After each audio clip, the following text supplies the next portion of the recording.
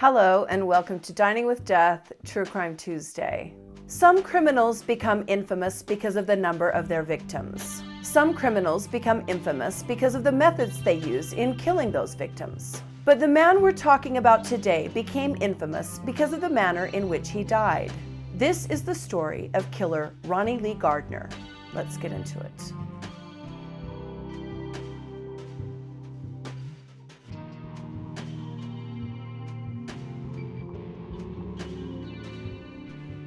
January 16, 1961. Ronnie Lee Gardner is born in Salt Lake City, Utah, to Dan and Ruth Gardner. He was the youngest of 7 children. His father was a very heavy drinker, and when Ronnie was just a toddler, Dan abandoned his family to go off with another woman. Dan and Ruth divorced, and Ronnie's first contact with the police was when he was just 2 years old. Little Ronnie was wandering the streets of Salt Lake City, malnourished and alone, dressed in nothing but a diaper. The police called Child Protective Services, who took Ronnie into custody and filed a petition against his mother for failure to care. Ronnie was in foster care for a brief period of time and was then returned to his mother. Even though Dan had abandoned the family, Ronnie still had some contact with him. But Dan never believed that Ronnie was his biological son, and he told him that, often. Ronnie was basically raised by his older sister, and later in life he would claim that his older siblings abused him when he was young. By the time Ronnie Lee Gardner was 9 or 10 years old, he and his sister were frequently running away from home and staying in a camp with homeless people. He was using drugs and drinking by the time he was 10, and when he was a young teenager, he and his brother Randy were arrested for stealing cowboy boots. They were taken to juvenile detention, and their father was called. Dan arrived and picked up Randy. He left Dan behind. That's really awful, actually, when you think about it. Your dad comes and you think you're going to be rescued, and he leaves you sitting there and takes your brother. Ronnie's mother then married this man named Bill Lucas, who was a convict, and they had 2 more children together. Bill used his own kids as lookouts when he went to rob houses, and Ronnie liked Bill. He romanticized this common thief as some kind of Wild West outlaw. By the time Ronnie was a teenager, he had been in and out of juvenile detention and was even once committed to the Utah State Hospital in Provo. Ronnie was small and he got picked on a lot, and he learned how to fight. He started living with this man named Jack Stat, who would dress as a woman to go to the state and procure foster kids. Back then, the state wouldn't give foster kids to a man, but they would a woman. So this man dressed up as a woman in order to take in foster kids to get the allowance from the state that they brought, and also to abuse them. Ronnie moved in with Jack and his brother Randy and all these foster kids, and Ronnie later claimed that Jack forced him into prostitution. Ronnie then met a woman named Deborah Bischoff, and they had 2 children together, a daughter born in May of 1977, you'll see her later on in this episode, and a son born in 1980. The same month his son was born, Ronnie Lee Gardner was sent to prison for burglary. He wasn't even there a year, and this was a maximum security prison, by the way, when he escaped. He was on the run for days and went into downtown Salt Lake City, intent on finding the man that he heard was sleeping with his girlfriend and the mother of his children. Well, he found this man and confronted him, but in the ensuing fight, the man shot him in the neck. Ronnie was then recaptured and sent back to prison. A couple of years later, he headed up a riot at the prison where inmates barricaded a cell block and started some fires. In one instance, Ronnie attacked the prison guards that he knew by name with a screwdriver when they tried to move him from cell to cell, and these guards were shocked. They said they found Ronnie to be very pleasant and thought he was friendly, but he would flip a switch and become incredibly violent very quickly. He was a real problem. He was an inmate who caused a lot of problems for his jailers, but what he'd done up to this point was child's play. Ronnie Lee Gardner was about to make himself a much, much bigger problem for everyone he came into contact with. August 6, 1984. A jailer is called to Ronnie Lee Gardner's cell. Ronnie is vomiting and says he needs to go to the hospital. So he's loaded into a prison van and taken to the University of Utah Hospital in downtown Salt Lake City. Ronnie was admitted to the hospital and sat, shackled in handcuffs, in a hospital room with a lone guard awaiting treatment.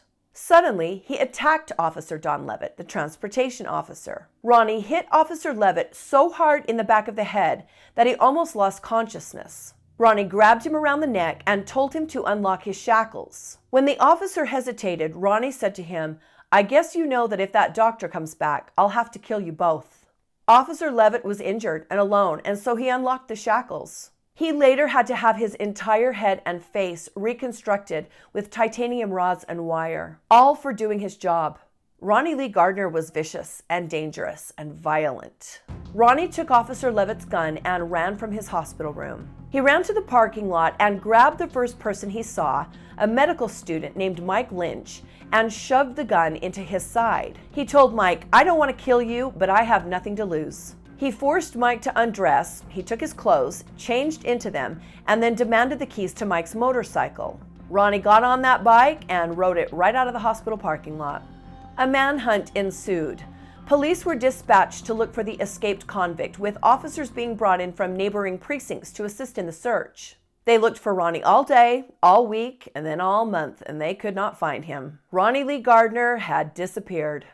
For 3 months, he stayed out of sight and managed to stay free, but unbelievably never left the Salt Lake area. I find that so baffling. Why on earth would he stay in the area? If you were lucky enough to get out of prison, why wouldn't you go as far and as fast away from the site of your escape as possible? But he didn't. On October 9th, 1984, Ronnie walked into the Cheers Tavern in downtown Salt Lake. I remember that bar very clearly. I spent a lot of time in Salt Lake in the 1980s because my father served as president of the Utah State Bar and had a lot of meetings up there. And this little bar called Cheers had the same logo as the bar in the TV show. So being a kid, I thought it was the same bar. My parents watched Cheers all the time, and back then I assumed it was filmed there in Salt Lake. You know how you are when you're a kid, you don't get it. But anyway, I remember that little bar, and I remember right where it was. Ronnie Lee Gardner walked into that bar and had a story that he was there to collect money for a friend. It seems he had been getting by kind of being an enforcer for people who sold drugs or acted as bookies. Inside the bar was Melvin Otterstrom, who had taken a second job at the bar to support his family. Melvin was just closing up the bar, and he and Ronnie got into an argument. Ronnie claims there was a struggle, but there was no evidence of a struggle. Ronnie says that the two men fought, and he decided, well, I might as well just rob the bar. Ronnie had a gun, Melvin did not. Ronnie got Melvin on the ground, put the gun to his nose, and shot him, killing him instantly. Melvin was only 37 years old. Ronnie got less than $100. I saw some footage of Ronnie's family talking about him right before his execution, and I understand that they're his family members, but some of the things being said I can't get on board with because I think about this instance. I think about a man lying on his back in a bar being shot in cold blood. And yeah, Ronnie Lee Gardner, just an evil, evil man, evil to the core. Let me tell you just how evil he is. He went to Melvin Otterstrom's funeral pretending to be his friend. That's how evil Ronnie Lee Gardner is. So, I can't help but keep that in mind when I see people saying otherwise. Ronnie fled the bar. He was driven away by his accomplice, a woman named Darcy Perry McCoy. And again, he was just free on the streets of Salt Lake City. 3 weeks later, the cops got an anonymous tip telling them that Ronnie was staying at the home of his cousin. The police surrounded his house and finally, after 3 months on the run, took him back into custody. They had Ronnie back in jail, and he was going to stand trial for the murder of Melvin Otterstrom, but Ronnie Lee Gardner wasn't finished trying to escape yet. April 2nd, 1985. At the Utah State Prison, prisoners with court dates are loaded into the prison bus to be driven to the courthouse for their hearings and trials. Going in for a hearing, Ronnie Lee Gardner was among them. He was being taken for a day of testimony in his murder trial. As the prisoners were unloaded in the underground parking lot area of the courthouse, no one sees someone standing off in the distance, making eye contact with Ronnie. The prisoners were taken upstairs and into the building that houses the 3rd District Court for the state of Utah. As the prisoners were walking down the hall of the courthouses, an officer sees something in Ronnie Lee Gardner's hands. He shouts, "Run, he's got a gun." One officer turned and ran out of the building, abandoning his post and his prisoners. The second officer pulled out a weapon and fired at Ronnie Lee Gardner, hitting him in the shoulder. People scattered and ran, and in the chaos, Ronnie ducked into a small records room off to the side of one of the courthouses. Back then, everything was stored in filing cabinets on actual paper. So in every courthouse, there were always rooms full of filing cabinets where you would have to go and pull records that you needed for your cases. And this is where Ronnie ran into to hide. There were two people in that records room who were, of course, shocked to see a man dressed in prison inmate attire, covered in blood, and carrying a gun. Ronnie said to them, "They hit me. They got me. I've been hit bad." The two men in the records room were two attorneys going through files. They were Bob Macri and his colleague, Michael Burdell. Bob thought to himself, "It's April 2nd, not the 1st, but I think this is an April Fool's joke." He was then stunned as the wounded man pointed the gun at him. The look in Ronnie's eyes told him it was no joke, and he turned to try and duck away. For some reason, Ronnie then moved the gun off of Bob Macri, pointed it at Michael Burdell, who said, "Oh my God," and shot Michael in the eye, killing him. For nothing. For absolutely nothing. Why did he do that? This is what I mean when I talk about how Ronnie was just an evil person. He was just mean. Michael Burdell was in that records room doing pro bono work, that means free legal work, for his church. And for that, he was murdered in cold blood by this monster, Ronnie Lee Gardner. Bob Macri ran from the records room yelling, "Police, help, murder." He later said, "I lost control at that point, I think." Word instantly went out over the officers' radios that there had been a shooting in the courthouse. A bailiff, a man named Nicholas Kirk, heard what was happening. His first thought was his duty, the number one duty of a bailiff, to protect their judge. Nick was assigned to Judge James Sawaya, and he knew that he had to get to him to stand guard over him because there was a madman running through the courthouse with a gun. As Nick left the bailiff's office and turned the corner into the hall, he ran right smack into Ronnie Lee Gardner just feet away from him. The two men locked eyes, but Ronnie was already holding his gun, loaded and ready to fire. He raised it and shot Nick Kirk in the stomach. Nick fell to the floor, badly wounded.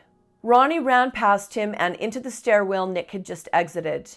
He then ran up the stairs to the main floor of the courthouse. There he came upon a man who was filling a vending machine. He pointed his gun at the man and told him, "I need a ride." The man put his hands up and nodded yes, and Ronnie and him began walking down the hallway.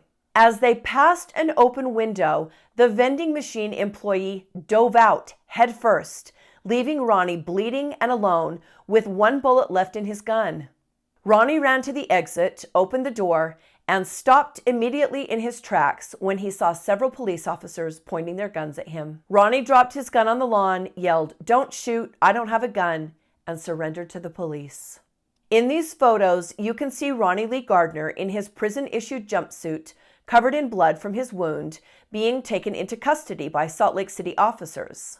The entire escape attempt had lasted only minutes. One man was dead, and another was shot and seriously injured. Nick Kirk would suffer from those injuries for the rest of his life. Ronnie Lee Gardner was taken back to the University of Utah Hospital in serious condition. He was treated for his gunshot wound and placed in recovery. Robert Burdell still had a heartbeat, but no brain activity, and he was pronounced dead 45 minutes after his shooting while in surgery at Holy Cross Hospital. Nick Kirk, the bailiff, was taken to LDS Hospital in critical condition and went into surgery. Like I said, he survived, but his injuries caused him lifelong health problems and greatly affected the quality of his life. The courthouse went on a lockdown and a search began. During the search, a bag full of men's clothing was found under a sink in the women's restroom. One prosecutor believes that Ronnie Lee Gardner got the gun for this event in the underground parking garage of the courthouse. He believes that someone somehow managed to get the gun to Ronnie and press it into his hand without being detected. Another prosecutor believes that the gun was taped to the underside of the water fountain in the courthouse, and that Ronnie grabbed the gun as he walked by that water fountain. Either way, we've got some kind of, 007 stuff going on here trying to get Ronnie this gun. Ronnie's known accomplices from his other crimes, his girlfriend and getaway driver during the murder of Melvin Otterstrom, Darcy McCoy, was found about a mile from the courthouse and she was arrested.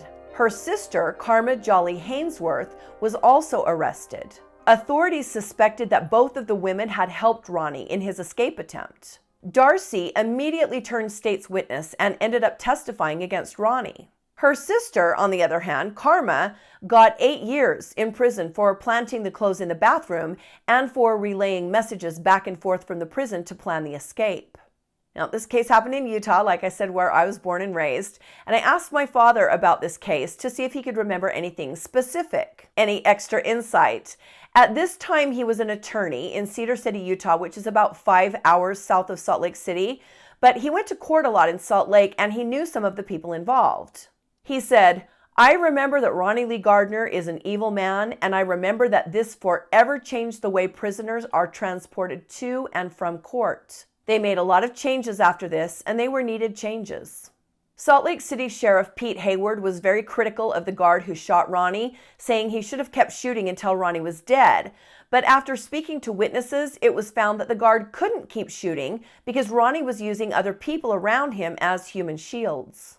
Sheriff Howard then blamed the breach of security on the layout of the courthouse, which was called the Metropolitan Hall of Justice, saying that the layout allowed unrestricted access to areas where prisoners are transported. So yes, like my dad said, there were things that needed changing there at the courthouse. Ronnie Lee Gardner was placed back in maximum security and was set to go to trial. In preparation for that trial, he was examined by a psychiatrist who diagnosed him with antisocial personality disorder. In June of 1985, Ronnie pleaded guilty to the murder of Melvin Otterstrom and received a life sentence without the possibility of parole. Again, Ronnie made a problem of himself, saying he was going to cause a scene in front of the jury if they didn't take the leg irons off of him. Well, they had put those leg irons off of him because he kept trying to run away. Ronnie was then advised that if he acted up in front of the jury, it would do nothing but delay the proceedings and cause them to drag out. In his subsequent trial, on October 22, 1985, the jury found Ronnie Lee Gardner guilty of capital murder in the death of Robert Burdell. They sentenced him to death. Ronnie was sent off to death row, and he had nothing but time to think. And the next time he appeared in court, he had something to say. November 1985. Ronnie Lee Gardner appears in court and informs the judge that he has decided he wants to be executed by firing squad. He said, "I'd prefer to die of old age, Your Honor, but if that ain't possible, I'll take the firing squad." Now, if you watch this channel, you'll remember the case of Gary Gilmore, another Utah man who was executed by firing squad in 1977. Back in 1985, there were only a handful of states still using the firing squad as a method of execution. And my friends, this will probably shock you, or maybe it won't. Utah still uses the firing squad. Today, in 2022, Utah and Oklahoma are the only 2 states in America where the use of a firing squad to carry out a state-sanctioned execution is still an option. It is the wild, wild west here, my friends. There's actually a legal battle being waged right now in South Carolina because a prisoner there is demanding to be executed by firing squad, which is something South Carolina has never done. Richard Moore was set to be executed on April 29, 2022, but it didn't happen. Whenever a prisoner makes this request, it causes upheaval in the court systems, and it definitely did that when Ronnie Lee Gardner made his request. This request set into motion the usual set of appeals, and Ronnie was sent back to prison to wait. While he was there, he continued to be a massive problem for his jailers. In 1987, Ronnie Lee Gardner was visiting with a woman who had come to see him at the prison. These guys never have a shortage of women. It is fascinating and disturbing to me. Some people need their heads examined. So he's sitting there talking with this woman through the glass.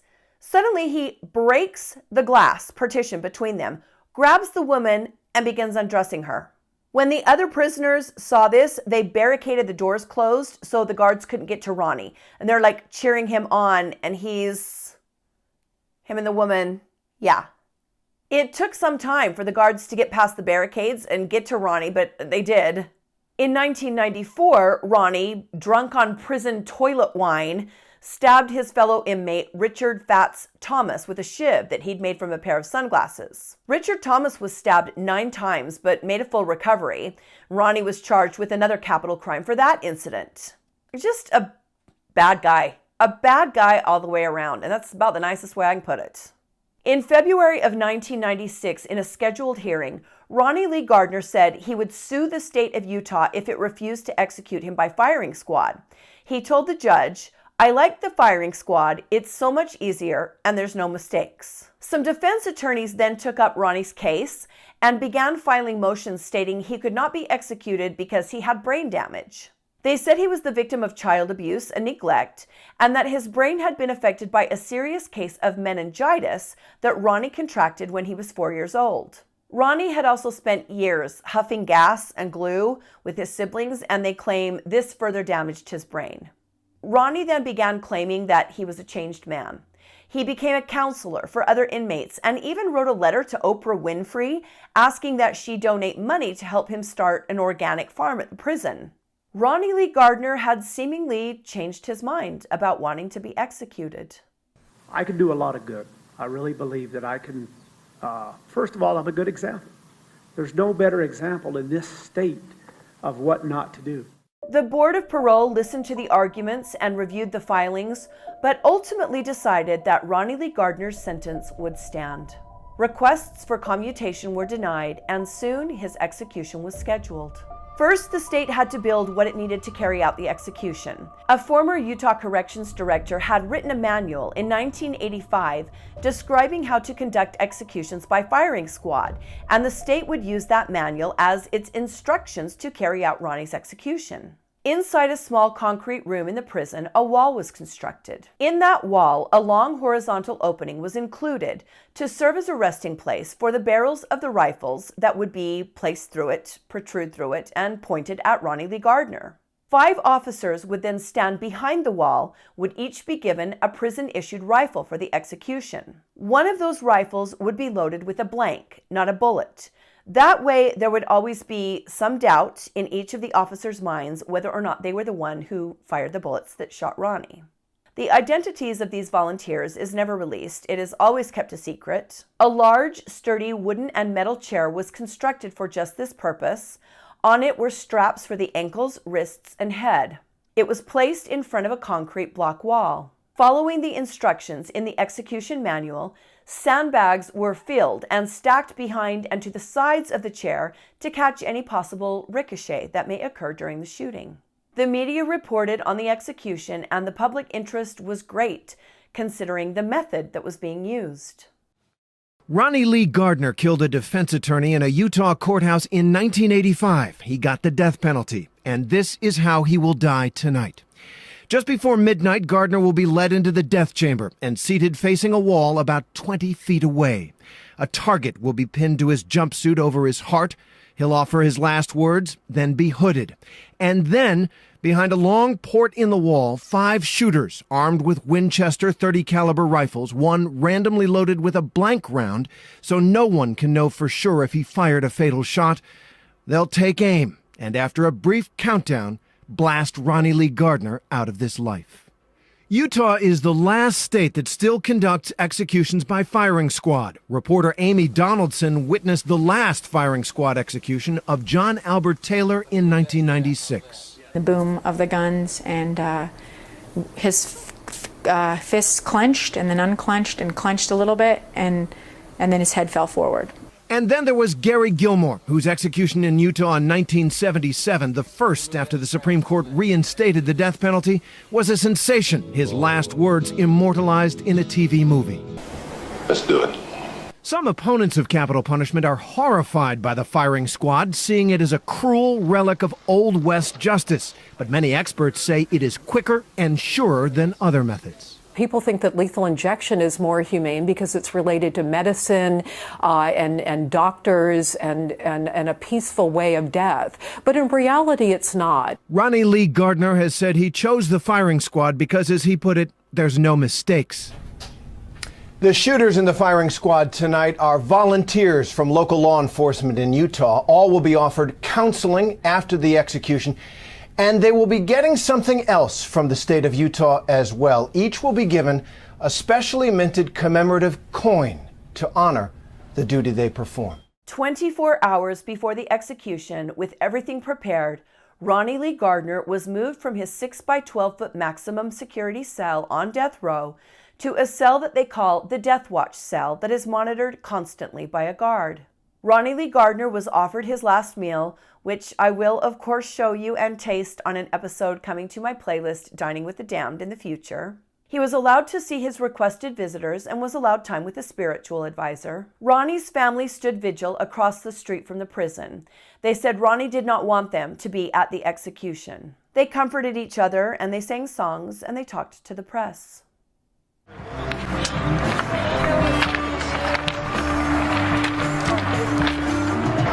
My name is Brandy Gardner. I am Ronnie Lee Gardner's daughter. I'm sad.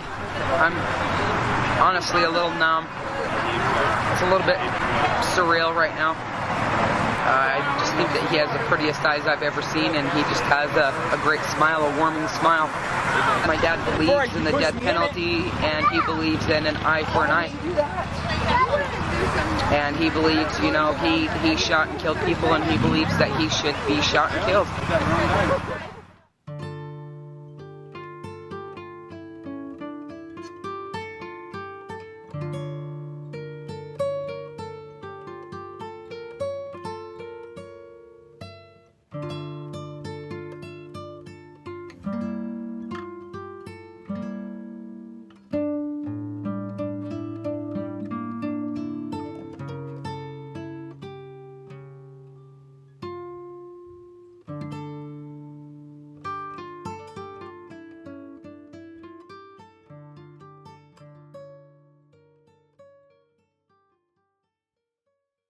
Ronnie was then changed out of his usual prison attire and was placed in a black jumpsuit, which is reserved for executions. He was then led to the 20 by 24 foot execution chamber. He was strapped to that special chair constructed just for this event, made of metal and wood, with a mesh seat. A metal tray was attached below the mesh seat to collect his blood. Once Ronnie was strapped in, the curtains were opened so that the witnesses could see the execution. Ronnie was asked if he had any last words, and he said, "I do not, no." A paper target was placed over Ronnie's heart, and a black hood was placed over his head. The rifles, bench rested for accuracy, were taken off of safety mode, and the executioner said, "Ready, aim, fire." The 5 gunmen pulled their triggers, and the bullets found their mark. Ronnie Lee Gardner's hands clenched into fists. He sat upright very tall. He seemed to relax, but then again he clenched his fists very tight. And then a few seconds later, his hands relaxed and his head slumped to one side. He was dead. Here is a clip of the first-hand accounts of the witnesses who were there. The first was when the curtain was opened. Mr. Gardner's head was restrained. There was a strap across his forehead so he couldn't move his head. But I could see him moving his eyes, and it looked almost like he could see us through the window, even though he couldn't. What caught my attention was that it was so sudden, so quick, boom, boom, just like that. It was over pretty quickly. It was cleaner than I expected, and it was fast. But he moved. He moved a little bit, and to some degree that bothers me. To some degree that mirrors the last few weeks of his life, because he was fighting to stay alive the last few weeks of his life legally, and that seemed to carry on the last 60 to 120 seconds. The debate over the death penalty rages on. We are pretty divided on how we feel about it, and we are even more divided on whether or not a firing squad, such an archaic method of execution, should still be in use. But one thing I think we can all agree on: Ronnie Lee Gardner was an evil and dangerous man, and the world is a safer place now that he's gone. Thank you for joining me today on Dining with Death, True Crime Tuesday. Hit the like button if you liked the video, and subscribe to my channel if you'd like to support me. The other thing you can do to support me is join my Patreon. It helps immensely. Stay safe and be kind to each other, and I'll see you next time on Dining with Death. Bye.